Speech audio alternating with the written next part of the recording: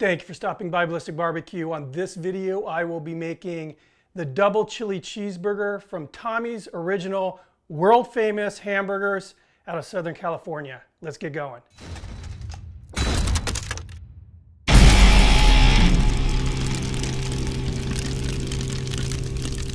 All right, now Tommy's is one of those iconic Southern California burger joints. It's a joint. Born in Los Angeles, 1946. There's a few more locations throughout Southern California, all family owned. The only thing that's really changed since 1946 is the prices. Very simple, very straightforward menu. And the most popular thing about this restaurant is the chili that they put on their hamburgers. You can have it put on the fries.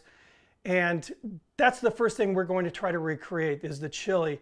Now there is one of those kind of copycat recipes floating around the web, and it's on several sites, the same recipe. I'm going to use that basic recipe, and I'm making some changes. The changes I'm making are based on the comments that I read of people that have done this recreation. And I just had this hamburger not 2 days ago, so I think I may kind of dial it in a little bit better than this recipe that's floating around. I hope. We'll see. Anyway, first thing we're going to do is make that chili. Get back to the stove here. All right, I have the skillet preheated. I'm going to add 1 pound of ground beef. This is 80-20. I want to get this all broken up and cooked. Goal is to get a lot of this grease drained off. We're going to use this to make a roux.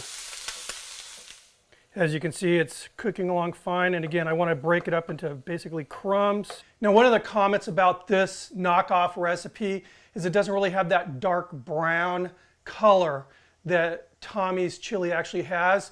So this is something that I plan on correcting. Now, 2 tablespoons of very finely minced carrots are part of this recipe. On the original recipe that I'm following, or at least this original Copycat recipe, they add this to the chili as it's kind of starting to boil. I'm adding them to the meat now. I want to get this chili caramelized, and I want it to basically dissolve into nothing. And I think it's going to help with that richer color. So just add this to the mix here. Again, this is 2 tablespoons of finely minced carrots. Stir this in. So again, I want to get this meat broken down to just little crumbs. Right, and this is what I'm looking for. You can see the carrots are cooking down really nicely. The meat is in little chunks, little crumbs. I'm going to go ahead and pull this off the heat and drain off all this grease. We're going to use this to make a roux. All right, cast iron skillet's heated up. I'm going to add that grease, and we ended up with about a 1/2 cup. Now, something different that I'm adding to this recipe is 1/2 stick of butter. Get that melted in. Now, something that's going to make my friends in Louisiana roll over. The original Copycat recipe uses flour, of course, for the roux. I think for this recipe, it'll help with the consistency and also the roots of this. It's Southern California. I'm using masa, so it's like a corn flour, the same flour you would use to make tortillas. And I think it will help with that consistency that this chili has. So I'm just going to add this flour and just keep it stirring.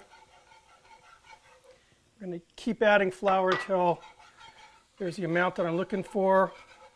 See, it's got this kind of like brown butter kind of a thing going on.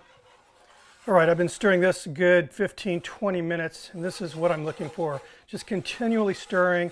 I didn't allow it to sit too long, burn on the bottom. It's got an amazing smell. It has a kind of a corn smell. It smells really good. So what I'm going to do now is add 1 1/3 cups of beef broth. Get this whisked in really well.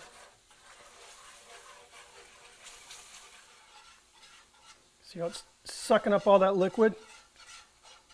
All right, flame off. Get this off the heat. We'll be using that very shortly. Okay, I've transferred the meat into this large kind of a stock pot. Get the heat going. I'm going to add 4 cups of water. Now I'm going to get that roux mixture into the pot.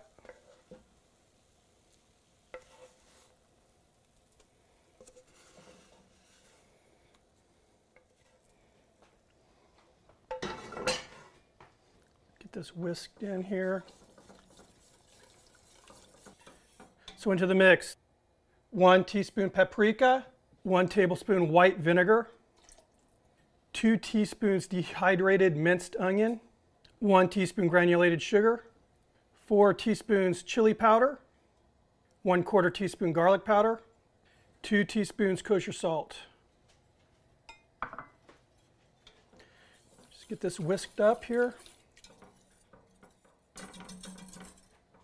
Okay, what I'm going to do now is bring this up to a boil. Once it's boiling, I'm going to simmer it a good 30 minutes or so, basically until it gets the consistency I want. And the consistency of this chili for these burgers is pretty darn thick. See you in a bit. We've been simmering this a good 30 minutes or so. As you can see, it's definitely thickening up. Needs to be thicker. So I'm going to go ahead and take this off the heat now. Allow it to cool just a bit. As it does, it's going to thicken, it's going to tighten up, get that kind of pasty consistency that Tommy's chili has. I'll meet you guys outside at the grill. We'll cook up a Tommy's double cheese chili burger. See you outside. All right, we're ready to make this Tommy's double cheese chili burger. Before we do, I just want to talk really quick about the chili I made. Again, I was using an existing Copycat recipe that I made some tweaks to. I used masa instead of all-purpose flour. I think I came pretty darn close to the consistency and flavor. However, I think if I were to do this again, I would go 50-50, so half all-purpose, half masa. I'll make the changes down in the recipe down below. The other thing I ended up doing was adding a little bit more salt as I tasted it. It just seemed a little bit too bland. Let's get to cooking. First thing we're going to do is toast our buns, and these are just regular old white bread buns, no sesame seeds.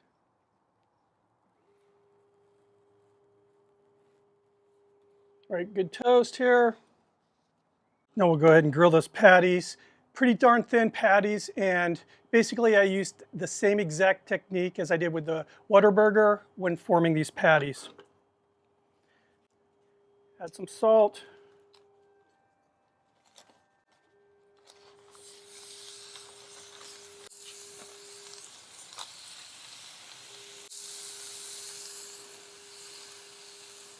Now this is going to be a very quick cook.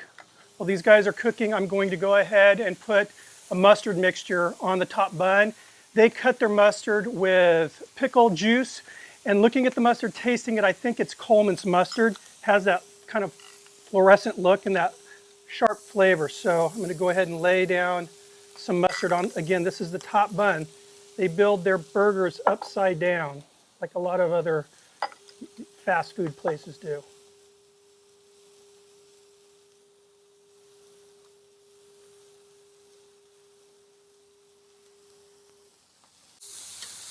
Give these guys a flip.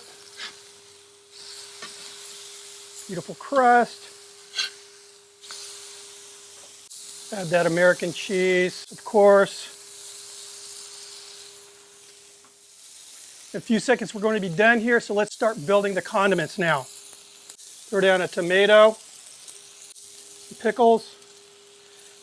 They're pretty generous with the pickles.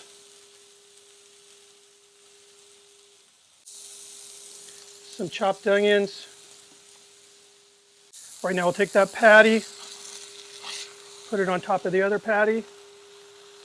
Some of that chili.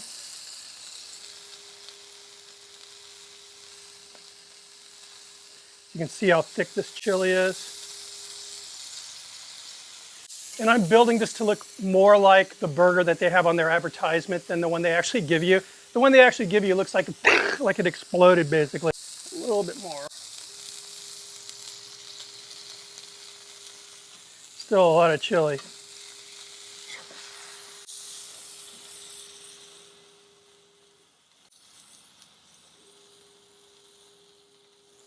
And that bottom bun.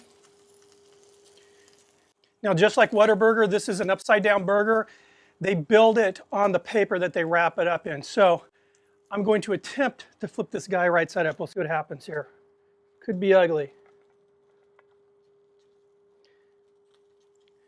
Not that bad, not that bad. It looks a lot like the burger I ate just again a couple days ago. Let's give it a try here.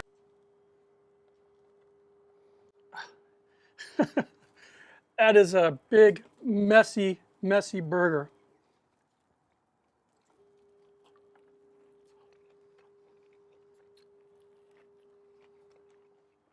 I'm telling you, I got pretty darn close. The chili tastes very much like Tommy's. And like I said, just a couple days ago when I was gearing up for making this video, I went there.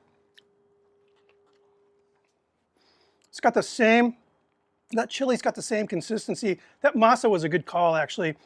I still think a 50-50 maybe would get a little bit closer, but just everything that's going on here, you know, those minced up onions in the mix just goes very well with chili. Those crisp pickles, that tanginess of the pickles, it's disintegrating in my hand. Definitely this is, you need a burger diaper for this. All right, carefully put that down. Cutting board is a disaster now. I'm very pleased with this recreation here. Same color, that chili has the same color, the same texture. Anyway, guys, let's get to the beer spotlight. So what I'm drinking today, it's a Ballast Point California Kolsch. And for those of you who follow or enjoy Ballast Point, this is what they used to call Yellowtail. It's very, very similar to a Pilsner. It's not as harsh as an IPA, but it's still pretty bold. The thing I really like about this is it's got a crispiness, kind of a little hints of kind of fruity flavors, but it's very refreshing, and that's what I like about it. It doesn't just weigh you down like this big ass burger is going to weigh me down. Anyway, guys, thanks for stopping by. I'll see you in the next video. Cheers.